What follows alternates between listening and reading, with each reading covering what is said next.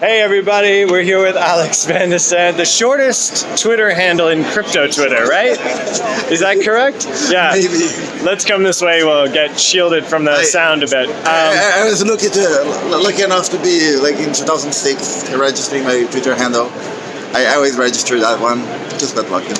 That's great. And what is the Twitter handle, just so people can follow you? AVSA. AVSA. And you're doing a lot of interesting work on sort of like new kind of identity systems, new ways of of doing this that sort of leverage the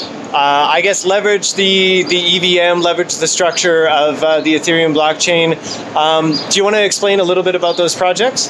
Yeah, sure. My main point is that I'm trying to convince people to stop keeping Ether on private keys, right? Let's stop it. Stop making backups of private keys. Stop putting Ether tokens in private keys. Let's just drop the whole thing. Let's just use private keys to sign messages and then store all your funds on contracts. And those contracts should be able to understand the signed messages and then be able to execute transactions. Which sounds like something very abstract, but for the users, what it means is that your user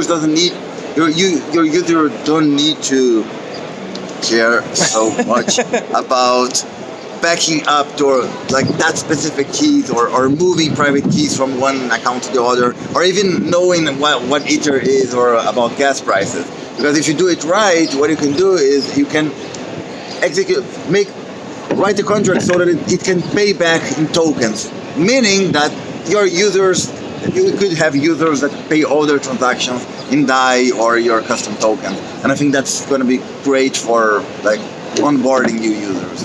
I think it's an incredibly powerful concept, and especially the part about your users not having to really know how PGP keys work and things like that to get onboarded into a system. And then when you combine that with something like state channels or plasma chain or something like this, it becomes even faster and more powerful. The thing about it, I think we have to understand that usability is as much as a hardware as scalability, right? There's no point in creating a network that can handle millions of transactions per second if you don't have millions of users to use it, right? So we need to solve usability as much as we need to solve scalability.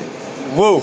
Wow, I think you're preaching to the choir here at Dappcon. So about Dappcon, what was interesting for you? What was one of your favorite moments?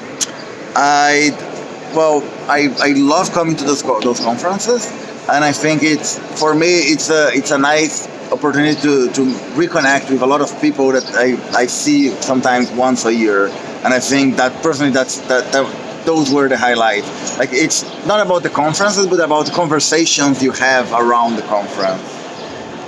Yeah, that's absolutely it. I mean, a lot of the really great moments I think happened in the hallway.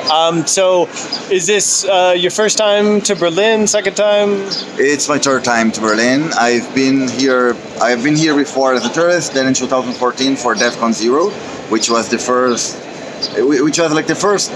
Ethereum conference probably ever, where just everyone who was working on Ethereum was basically everyone who was working at Ethereum Foundation, and everyone fit together in a small office in Berlin, and it was very interesting. That's great. So what's your favorite thing about Berlin as a city? I really like how you can feel the history of the city everywhere, where you can even in every street corner on the architecture you can feel, that's definitely such an East German city, or that's a very West German architecture. I think that's super interesting. We are here also too in kind of I guess an iconic building. There's a lot of history in this building. It's like some World War II bunker kind of thing. Oh, really? I don't know. It's weird. Know. No, I'm joking. That's not a real World War II history, but it's just. I think every single building in Berlin is some sort of World War bunker or something. It has so Berlin has this kind of cool aesthetic that I've noticed too, and even about the building that we were in for Dappcon, where everything kind of appears to be dirty and falling apart, but is highly functional. Like the internet is fast, the lights are like the light and the electricity is a great. Everything's kind of well thought out, but at the first glance, it kind of like looks like it's falling apart. Yeah, I think Berlin is a great lesson on how like you can have like a terrible, all sort of terrible tragedies happening to you, or terrible things. Your city can fall apart. People can build a stupid wall in the middle of it, and still at some point you can rebuild it all, right? So I think Berlin is really like the city of Bildung. There it is, the city of Biddle. Okay, thanks, Alex. Okay, thank you. Bye bye. All right.